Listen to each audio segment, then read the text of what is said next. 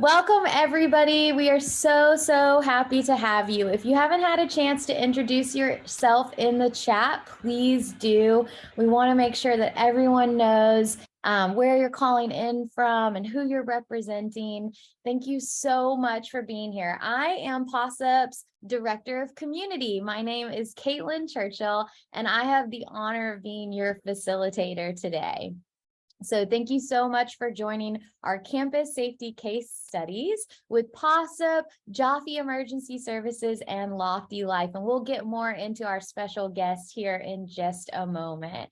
First, I want to welcome you to this virtual space. We made this space with you in mind. We have cherished values at Possip and we bring them to this space. So this is bridge building between parents and educators. It's so important to us that you're fully represented here for all of the roles you play in life. And we also want to make sure that we're able to bridge parents and educators. So thank you for all being here. And we're going to bring a lot of empathy and wisdom to this conversation like we always do. So you may have been to our Real Talks last year. Those are straightforward conversations that we have among families and educators on topics that are very important to your students' experience at school. And today we're opening up the topic of safety and security in schools. We have some special guests with us, and I'm going to go ahead and introduce those folks. Hey, Caitlin, before you introduce them, okay, I'm going to go ahead and move the spotlights on. Thanks. Cool. And so we've got Shawnee Dow. She is our CEO and founder of Possip. Shawnee is a former math teacher and a Possip parent herself. She takes those surveys every 2 weeks, just like many of you. We also have Meline Dixon. She is a mental health counselor formerly at KIPP Sunnyside High School in Houston, Texas, and she counsels students of all ages with her new consulting business, Lofty Life. She is a parent of teenagers. And then we have Catherine Ciceri as a director of partnerships and client success at Jaffe Emergency Services. We know Kat well. We've been working with her for many years. She's a former director of operations at Idea Public Schools and KIPP Jacksonville, and she helps schools and other organizations prevent and respond to emergency situations. Many of you are wearing two hats, and Kat is also, she is a parent as well. And then our surprise panelist, our education leader for today is all of you. Our audience is full of school leaders. We have safety directors here, coordinators, a lot of communication directors and coordinators. So we definitely want to hear from you today. And we hope that you'll participate by typing in the chat, by asking questions, coming off mute when there's a Q&A. There is space for you and your voice, and we really want you to feel encouraged and welcome. So I'll go ahead and I will take just 1 minute to ground us in this topic before we get into the conversation. As a human, it is hard to take the frequency, randomness, and prevalence of violence in our country and our world. We see it in the news all the time. There's some headlines there on the screen, similar to how we are learning to live with COVID and had to adjust to that. It sometimes feels like we're becoming accustomed to living with threats of violence. We operate without the armor or delusion of safety. And even the places that once were considered havens for our community, colleges and schools and churches and nightclubs, are not off limits. So as much attention as gun violence and killings get, the truth is that there are smaller incidents happening all the time. We read about these in our reports. We hear from students and staff and family members about all kinds of things related to safety, not personal safety, as well as safety of the space that people are in. And these small incidents do rip apart the seams of our safety in our communities. So when we see adults fighting at sporting events or kids fighting at sporting events, when we hear adults yelling at each other in schools or yelling at kids, when we see violence in the form of behavior like throwing desks, all of these things are things that we recognize as safety concerns, and we empathize with the challenges and difficulties that are leading kids and adults to behave in these ways. I'll share just some quotes that you can read in the background that come through Possip, and want to also let you know that parents in the audience, we would love to just take a moment to hear your voice right now. So I'm actually going to go ahead and launch a poll to get your voice in real time, much like we do when we send a text message to learn about your experience and report that back to your schools. We're going to take a moment to go ahead and launch a poll and just see where everybody's starting at today in the conversation. So I'm going to go ahead and hit that, and you should see a poll pop up for you. Kat, did that poll pop up? Can you give me a thumbs up? Awesome. So go ahead and take a moment.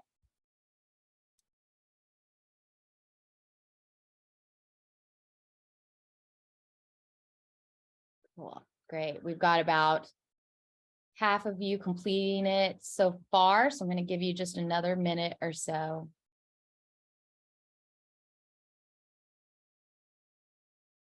And the question that we're asking if your kids feel safe at school. And we're also asking about your comfort level in your children's participation in the practices that schools engage in to help your kids be safe. So I'm going to go ahead and end the poll now, and we will look at these results. I'll call out just right before I end the poll. It's looking like, in terms of children feeling safe at school, about 55% of you answered yes, and about 47 answered mostly, and no one answered no. So does your child feel safe at school? We've got almost a 50-50 split between yes and mostly. Are you comfortable with your child participating in safety drills? We've got about almost 90% of people saying yes, and the others saying it depends on the kind of drill. So that is where we're standing, and thank you so much for sharing those results with us. Got it. Cool. So we know that we don't often talk about safety because it is a hard conversation to discuss. For schools and districts and parents to truly deal with school safety, we have to get honest. So that's what Real Talk is all about. The honest truth is, none of us have all of the answers. So we want to at least start talking about and asking ourselves the right questions. So we're going to go ahead and spotlight Kat, Emeline, and Shawnee. And we're going to start this conversation and discuss the aspects of safety: physical, emotional, and mental.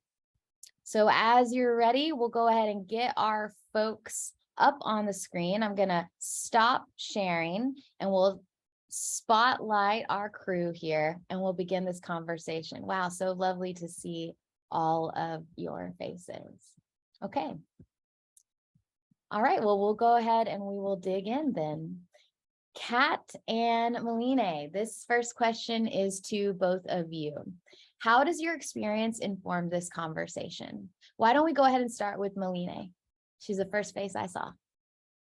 Sure. Thank you, Caitlin. Thank you, Possip, for inviting me to be here and to speak about children's safety, primarily their mental, social, emotional safety. So as a counselor for 12 years in a high school and still counseling, it's actually outside of the high school, it seemed pretty evident while I was in the high school talking about children's safety, but now outside the high school, I have a different perspective, working with all ages, not just children, but also parents.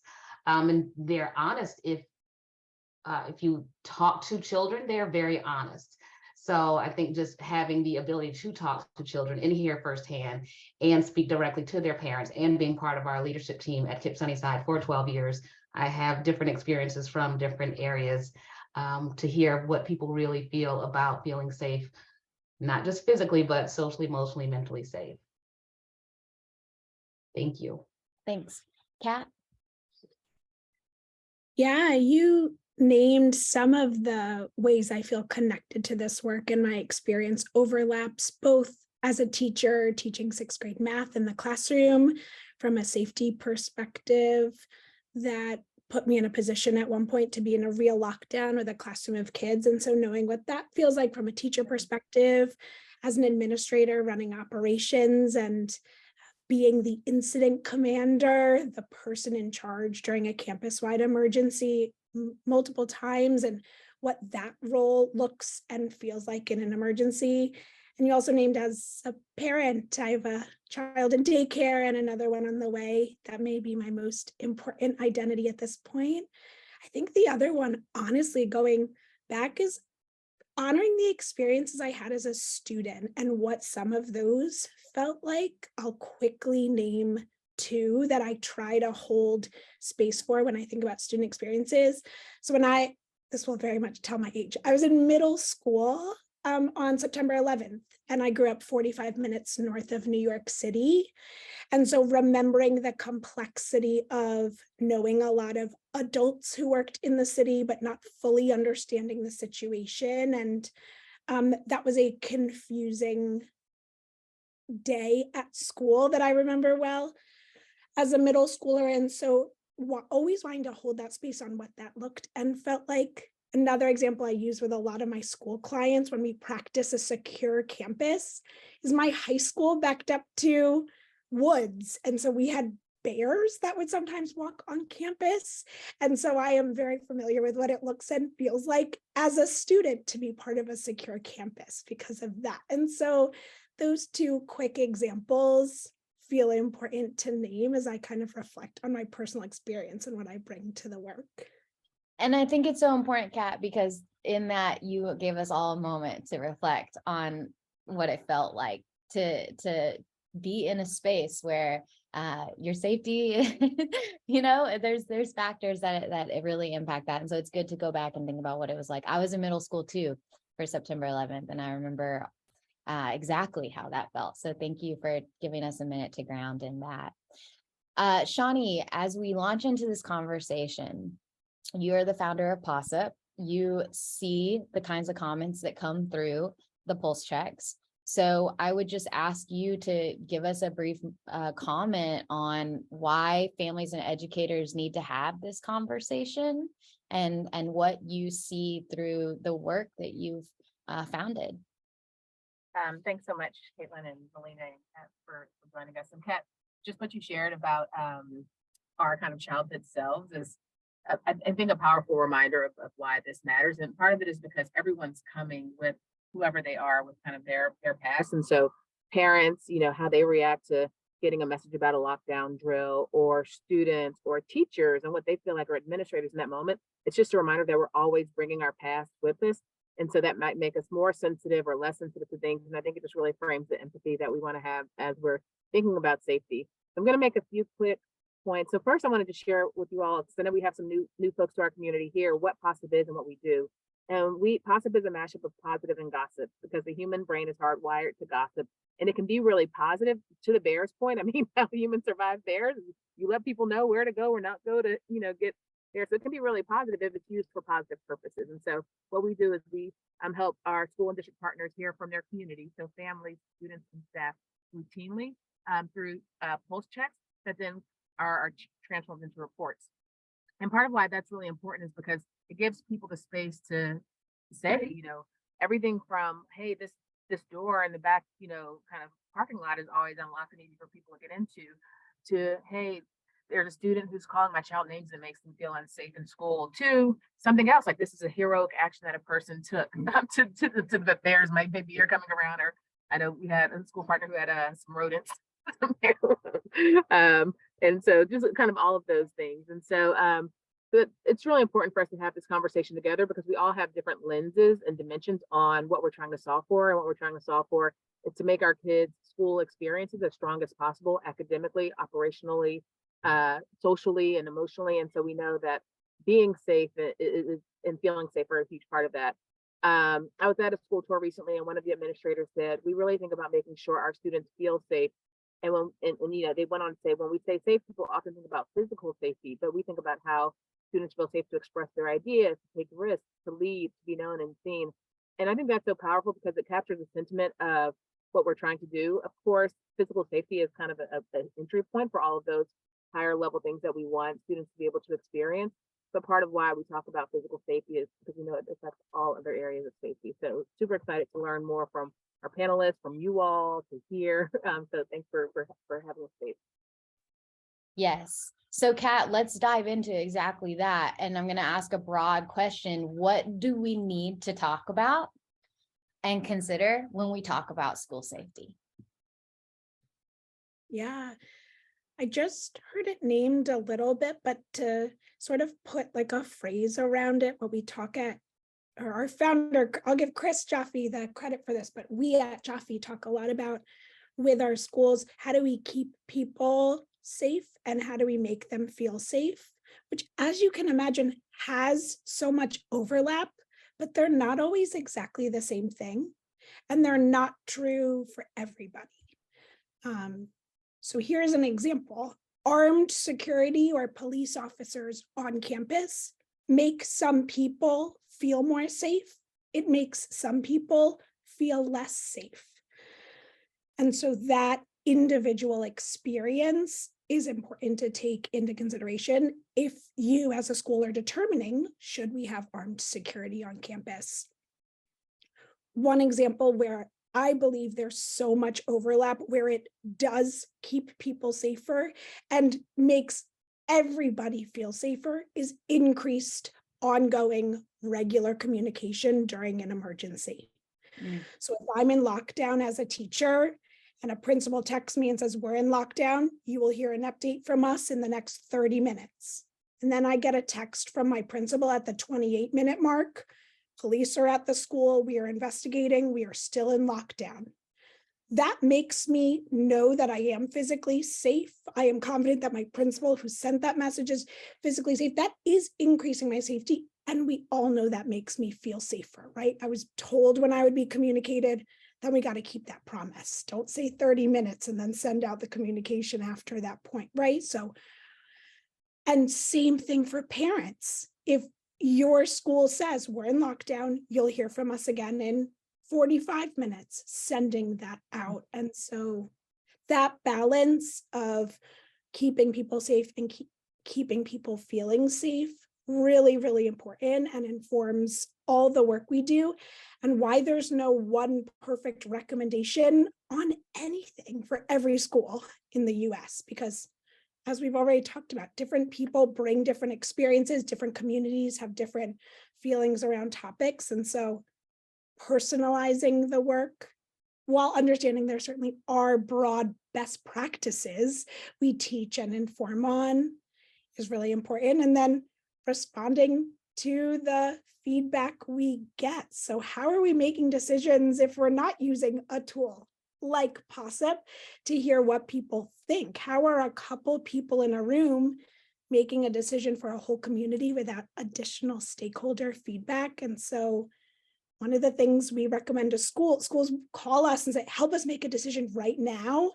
It's a little challenging when I tell you to pause and ask people their opinion first. I totally understand the sense of urgency, but let's make the most informed decision. And so having both been a client of Possip, I actually still get Possips because I'm part of an organization that uses it. So I love the text messages that I get, but that is one of many tools that allows people to hear community feedback on different topics. So I think I'll pause there to answer that.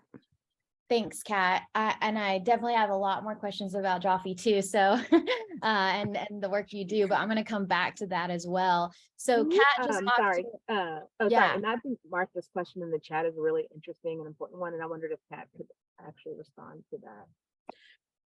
Do Yeah, you want to read it out loud?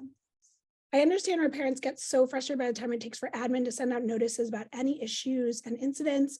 Many don't take into consideration the fact that the admin's main focus is handling things first and then deal with notifying the parents' caregivers. Absolutely. So here, I do have this visual. I can send out this slide to the group afterwards, but if you picture kind of the concentric circles of safety, we call them, right? Something happens. The number one concern is the physical safety of everyone on campus.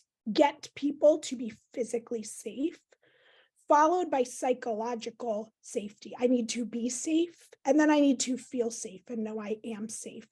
That second circle often overlaps with just the third one, which is communication. I need to hear communication. The fourth, just so you know, is then leadership, right? And you kind of keep repeating those with new information. Communication is so important. And there are often steps that have to happen first. I think like a kind of quick middle ground tip that I think everyone can kind of agree is sending out a holding statement with basic information. It's okay that we don't have all the info, like our school is in lockdown. Please do not come to campus. You will hear from us again in 30 minutes. Right? It's okay if in that initial moment, I'm not communicating more than that right now, because there's other priorities. We may not have more information to share, but at least I'm telling people where we're at, and I'm making a promise of when, and I'm using 30 minutes as an example. It doesn't have to be that. Give yourself a little more, give yourself the amount of time that you'll keep that promise. But that holding statement is important. Also, so many kiddos, kindergarten, they have technology. Like the school also, we all know this. Sometimes we're not the first time they're hearing about it, especially if the news has gotten word of it. But right, in the absence of data, we all make up stories. That's Brene Brown, not my quote. But if you learn something from your kiddo or from the news, that feels really scary if you're not hearing about it from the school. So there's a middle ground of that communication, but it's really, really important, but not more important than focusing on physical safety first. So I think that would be my response kind of to that initial pulse check.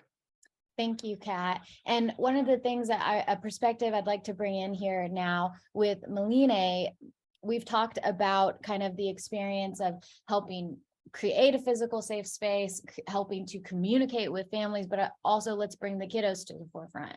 So Meline, one of the things I'd like to ask you is, how do we know if kids feel safe at school? And you work with all different ages. So if I can pile it on, I'm going to ask you, let us know a little bit about how that varies, what gets articulated. Sure, thank you. The biggest, most obvious is they show up at school. If I don't feel safe, I'm not coming to school. If I'm being bullied, I'm not coming to school. The day after we have had threats to our campus, we have the lowest attendance of the year, and that is consistent. So that's the first thing. Are they at school? And if there is a consistent, there's consistent absences with certain students, following up with them outside of something going on at home, generally there's something happening at school that's keeping them home. Physical safety usually is pretty obvious because there's a larger percentage. But then if it's mental, if they are having anxiety, and I'm kind of glad anxiety is like the new buzzword now because people are paying more attention to it.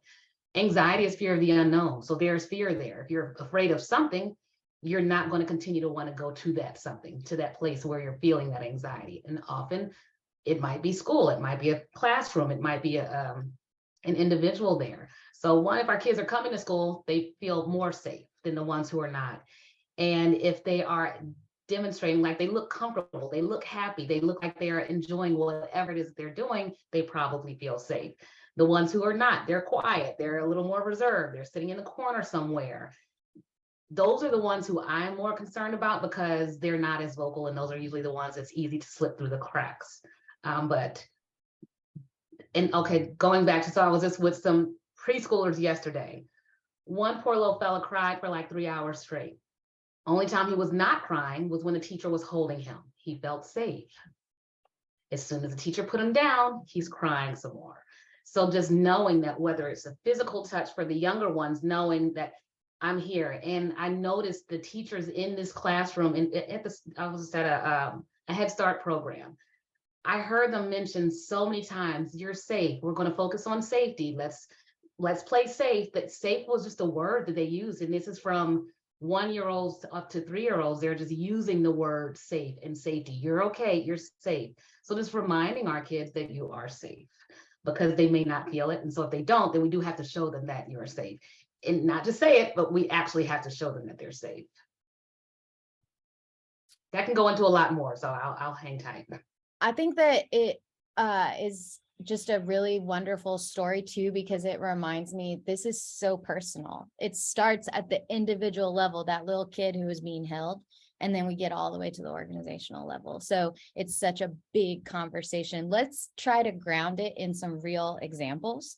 So I'm actually going to throw out a question to the audience, and then we're going to talk about communicating through it and responding to it.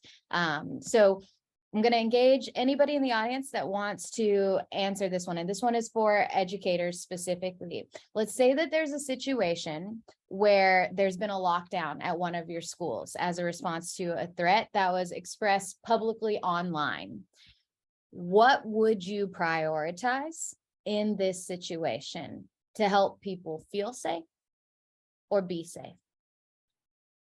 And there's lots of answers. So we've got this lockdown situation. Any educator that wants to chime in, you can come off mute. What are you going to prioritize to feel safe, be safe?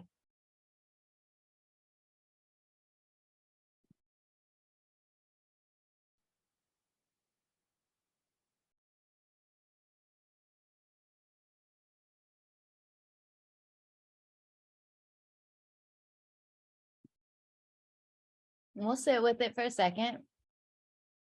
And Sarah or Martha, the folks that have already been chiming in on chat, if you want to comment, we'd love that. I see a comment from Amy in the chat, Caitlin. Yeah, Amy, would you like to comment on it? Can you hear me? Yeah.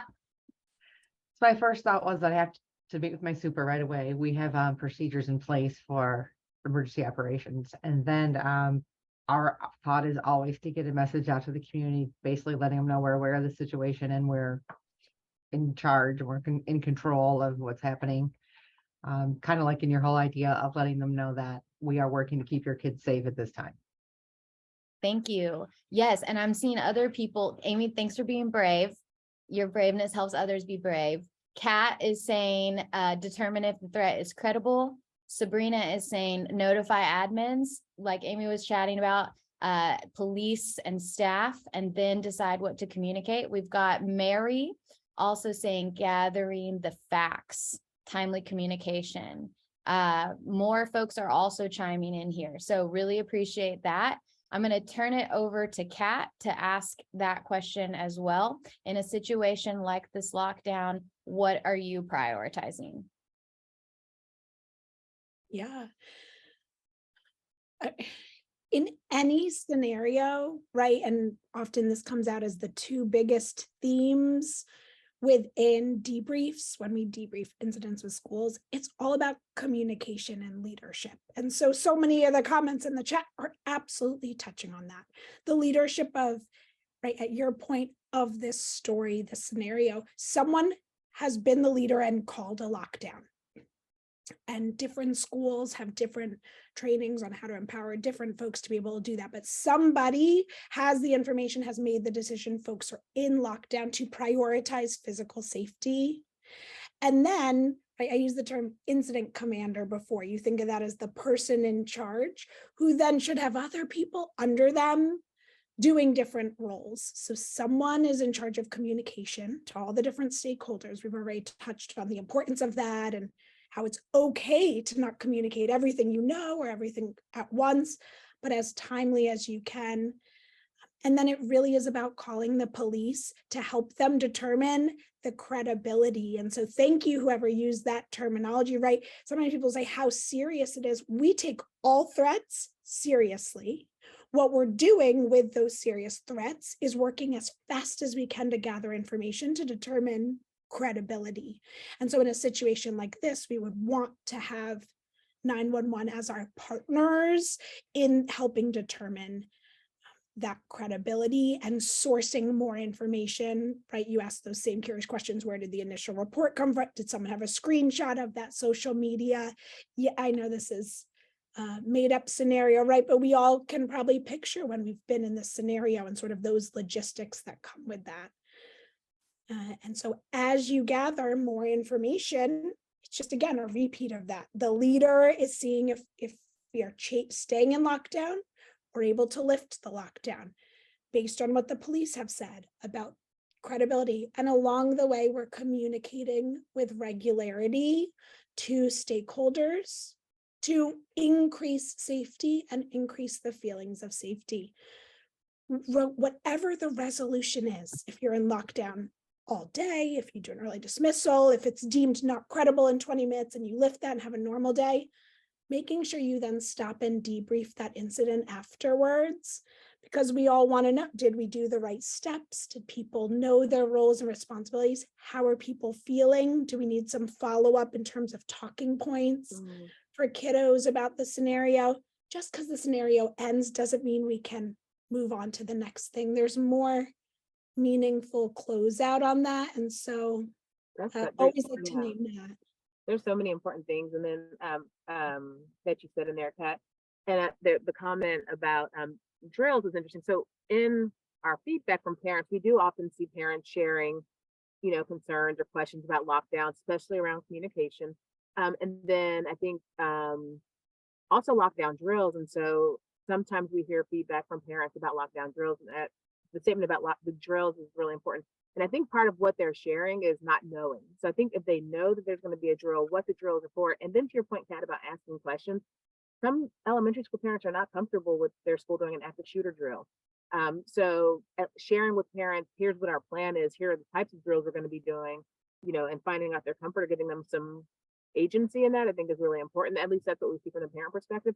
And then your point about after it's over, debriefing is so important. I heard from a friend who's a teacher. She's been a teacher for probably 20 years. So she's a very experienced teacher, but they were in lockdown for 4 hours. It ended and no one said anything to the teachers. Like no one closed the loop of like, not only like what happened, but what decision did we make and why, but like, how are you feeling? And are you okay? And so I think that's such an important point to close the loop back, because the earlier point, we're all still kind of kids, in ourselves. And so teachers can be shaken up as well.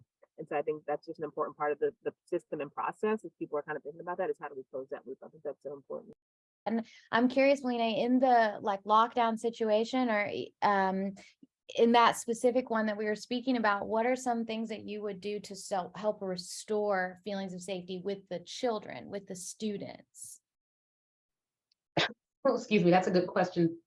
It depends. There have been so many things over the past 2 years in particular where people have felt unsafe.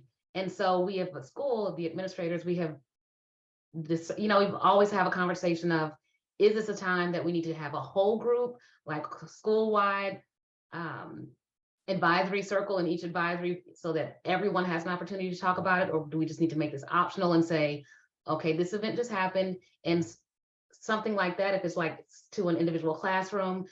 I'll give an example. We had a student who had a seizure in class in the middle of, they were taking a test. So it was a small group of people in a test. The kid had a seizure and ended up falling in between the wall and the teacher's desk. Everyone was traumatized. The teacher was traumatized. They had to relocate from the room. So they brought the kids into the counseling suite to help, safety first, as Kat's saying, to provide safety to the student who had the seizure.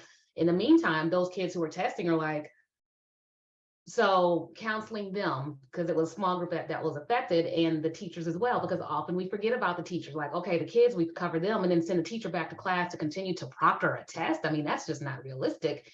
And the kids ended up not even wanting, they did have to take the test, not that day, but they had to test again, but did not want to test in that room. Completely understandable, because they're now traumatized by that classroom. But really just I think just giving the opportunity and a space for the conversation to take place. Some people did not want to talk about it at all. They're like, that was too much. I don't even want to think about it. And some other kids, they were like, wanted to go home. They were that scared that they wanted to go home. So allowing, as administrators, as teachers, allowing them the time, the space that they need to share. So if it means small group, or if it means whole group, maybe at lunchtime. Sometimes something might have happened in the morning. At lunchtime, okay, you might still have feelings about this. We're going to have a couple of classrooms, counselors available in these classrooms. Come if you would like to. And then we communicate to the teachers ahead of time that this is an option for the students. So please, if they say they want to come, please don't give them a hard time. Let them come. But it's making sure that we're communicating with the students that we're here for them, being there for them, and to the teachers and the staff that the space is available. And also making space. Generally, we'll have to wait until after school to have that space for the faculty, but telling them after school, we'll have time after school for those who want to debrief, share, talk, decompress about what happened earlier in the day, but absolutely covering all bases so that people feel comfortable sharing. And some of what we found with our partners, and we do student pulse checks as well.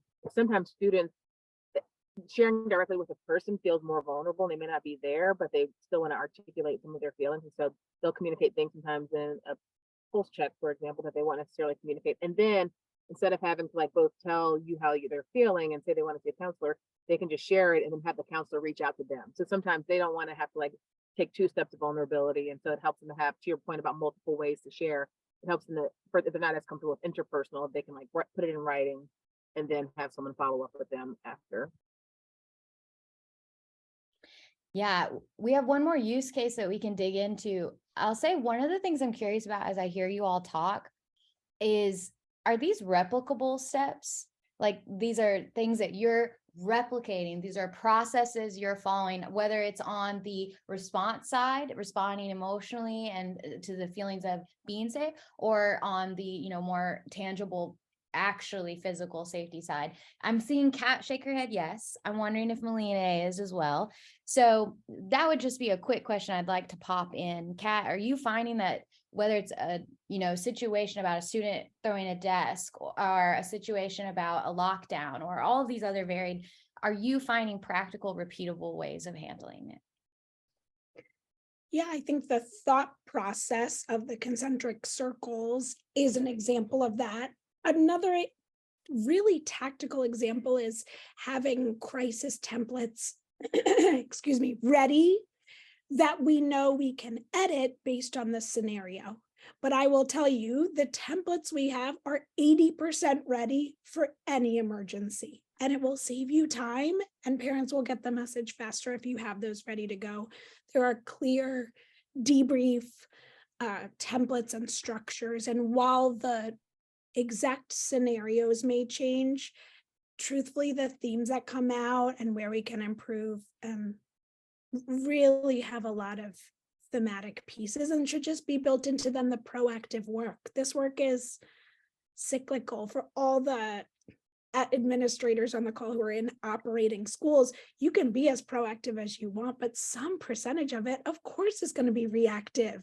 You have kiddos in your schools every day. Someone's going to have an allergic reaction. Someone's going to see something on social media they're worried about. And so proactive and reactive can all sort of go together in building the muscle memory of confidence. So I recognize that's very like safety logistical answer, and of course want to hear it from the supportive counselor response side. Yeah, Melina.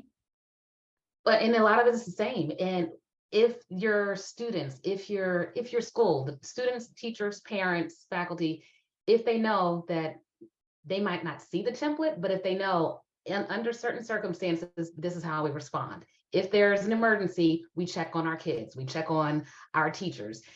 And unfortunately, again, back to 2020, 2021, there were so many reasons that we had to check on our school. They expected it. So they feel more safe because they think our administrators are listening and they're caring. So if I don't want to start naming the things because there are a lot and there could be traumatic just by naming them. But then they begin to expect it. And so if there were times when there was only 1 or 2 people who would join the optional calls or meetings. So then the next time I was like, well, should we have it? Well, yes, we're going to make the space available so that they know we are at least going to be here for you. So yes, I think templates, we might not call them templates, but they know after a crisis, we are going to talk about this. We are going to debrief, process, and be here for you. So I think it's extremely important. And I think one of the things that I'm hearing what you're saying, Lena, reminds me of what Kat was saying in terms of like keeping promises, like one, sharing what to expect, and then keeping those promises on the back end. And then the other idea around templates, and I think we could really expand that idea. And I was just sharing this with the school, having have training kids on how to react in a fight. So, I mean, this is a conversation I had with my kids, and kids often think things are funny. And so that, you know, a fight had been videotaped. And so I was like, kids need to know teachers need to be trained on how to respond in a fight, because that was part of the whole kind of thing. Kids need to be trained on how to respond to a fight. Why don't you videotape the fight? You know, why, you know, like what steps should you take if you're a child and a fight breaks out in your classroom? So I just think, and when we think about templates, also the training of what type of things can we prepare, things that we unfortunately know, even schools who 5 years ago maybe didn't have fights, they have fights now in their schools. And so I think almost every school should be prepared. And if you don't, that's great. Don't use that trick, but it's helpful to have before it happens. And then, oh, there was one more thought I was having. Yes, so preparing for that. I'm forgetting my other point, but yeah. That's okay. I think what I am struck by in this conversation, you know, a lot of the folks who decided to join this conversation are in communications. And what I'm hearing when I ask the question if solutions are replicable, it's the comms strategies, the communication strategies that are coming up over and over again. So it is so interesting. Yeah, Shawnee, it came Well, back. I think you reminded me, yeah. And I think the other thing is like, what is worth acknowledging? I think in terms of the comms and thinking about like so for example, if a child throws a desk in a classroom, is that worth acknowledging? I know as a parent, I would much prefer to hear that from a school than to hear it from my child. But I think for schools and districts to really know, like, what are the things that can happen in the classroom that would make us tell a parent about that? You know, so, and sometimes you can't disclose everything, like sometimes it might be medical things, but it is really important because if a child's going to tell their parents, and I think there are frameworks, we have some frameworks on our website actually about that. But if there are things that a child is going to tell their parents that are going to give their parents anxiety or caution, the school should tell them. And partially because they start to think, again, without data, you know, people make up stories. And so it's like, okay, well, if you don't think that this thing is worth telling me, like what's a whole other list of things that might be happening that wouldn't be worth sharing? And so I think getting really clear on what that list of things are that you would want to acknowledge should they happen. Because I think we're in a space and time where so many things are going to happen. So it's not so much that people will blame you for them happening, but they do so much better if they can know about it when it does. Yes. And so we're going to get to audience Q&A here, but I'm going to do like a 1-minute whip around to each of you before we move to that, which is just the question, what should we keep talking about with our teams, our kids, our families after this conversation? What should keep coming up as we move forward? Melina, you want to start? Yes, finding a safe space, I think, is extremely important at wherever you are. And now that I'm not in the schools, when I was in school, I felt like I was a safe space as a counselor. Now that I'm not there, I encourage my students who I'm counseling, find an adult on campus who you trust, who you can talk to, you can be vulnerable with, you can seek out for support. Find a safe space on campus where you can breathe and calm and like restore yourself, rejuvenate yourself. My daughter swore by her earbuds to get her through transition as a 9th grader because she goes to school with like 3,000 kids. Well, this year, for safety reasons, her school no longer allows earbuds. And so that's anxiety inducing if you transitions are a lot goes down in transitions, especially in larger schools. At the same time, I'm counseling a student who is a high schooler and she struggles with anxiety and had been hospitalized. So going back to school, she said she usually used her earbuds. But now because of feeling unsafe at school, she feels like she does not want to have her earbuds in because she needs to hear if there is something unsafe happening. So it's a toss-up. So it is extremely essential for our students in particular, find a safe adult and find a safe space for them on campus. Thank you, Melina. Kat, what should we keep talking about? I totally agree with that. I'm just internalizing that a little bit. We touched on it in this conversation, but something I would love to stamp and continue the conversation on is the importance of meaningful and trauma-informed practice. And so I heard you name some parents, right, was in the survey at the beginning, some parents are hesitant to have their kids practice. If we're talking to kids about what could happen and how do we keep ourselves and our bodies safe in those scenarios, right? The way you talk to kids is different based on the age. And the administrators on the call, telling parents, here's how we practice for these scenarios. And we practice so that it's less, we are trying the best we can to minimize any real scenario causing trauma. And I really put it out there, instead of a yes or no, should we practice, how often we practice, let's just make it as meaningful as we can. Practicing for drills is taking away minutes from instruction. And so that's anytime we take away minutes from instruction at school, it should be really meaningful time. And so would love, as it feels right with this group and the Possip group, to push to continue that part of the conversation and how we really can make everyone feel safer before something happens. Now that's resonating with me too, Kat. Thank you. Shawnee, what should we keep talking about? What should parents keep sharing about?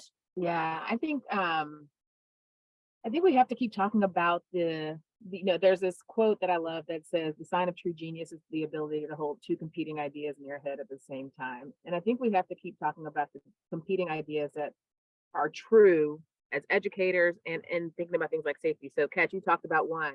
I thought that was a great example. Like when I walk into the airport and I see cops with guns, that does not make me feel safe. It actually makes me anxious. For someone else, they feel much safer, perhaps.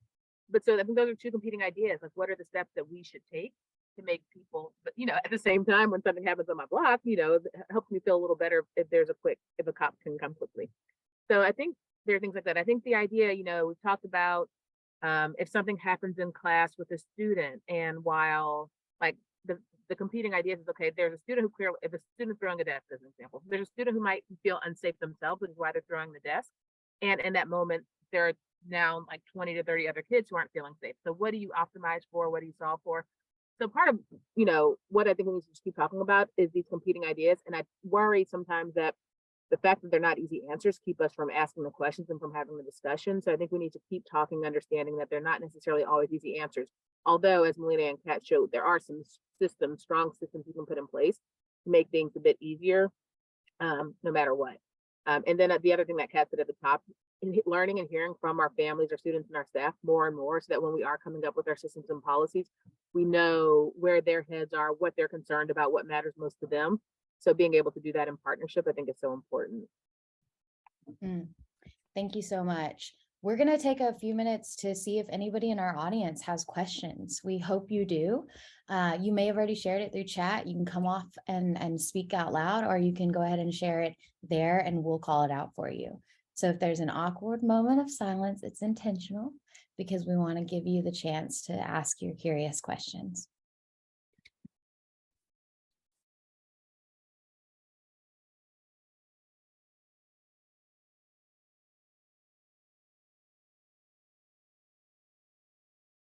And I have I'll ask a question. yeah. Shawnee, you're like, we'll do it. I always have so many questions. I mean, how do you all think about this tension that we have? And so, especially we have so many kids who come back from the pandemic who have true needs. And so they're acting out those needs in a classroom setting that then impacts the feelings of safety for the other students. How, like, what do you all recommend? How do you think about that? Yeah, just curious, Kat and Melina. It's one of those, everyone needs to be protected. Every child needs to be protected. Every adult needs to be protected. So what can we do to protect physical safety first? And then, so do we need to remove a child from a classroom because they are physically threatening other children? Do we need to remove them every single day because they're physically threatening other children? Yes, as often as they are threatening other children, physical safety first, you need to handle that situation specifically. And then some hard choices do have to be made. Perhaps people don't want to hear this, but perhaps there is a response to intervention for a reason. So maybe we do this physically remove the person, we're not manhandling anyone, but you might need to remove the person from the classroom as often as they are causing a physical threat to the classroom. Then beyond the physical threat, are they causing a mental, emotional threat to the classroom or the community? If so, you still need to protect the community. So does that mean removing them every time they're doing something? Something needs to change. Children do not need to feel unsafe because one person has been traumatized and now they're causing their trauma to impact the rest of the classroom. So that causes a lot of hard conversations to take place, whether that means additional counseling for the child, whether that means they need small groups, whether that means they need to be removed from the whole classroom environment and have a little more intensive support. Perhaps that needs to take place, but ignoring the situation and saying, okay, well, they've had trauma, so now they get to come in the classroom and traumatize everyone else. That shouldn't be the answer either.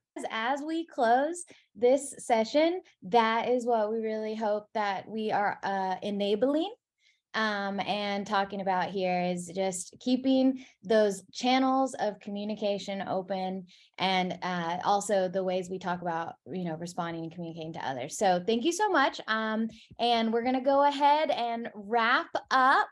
I just want you to know that you are all going to get an email from us that's going to have some resources from Kat. It's going to have more about Maline's counseling services, as well as a framework from Possip that will help you ask the right questions and have conversations for a safe school climate.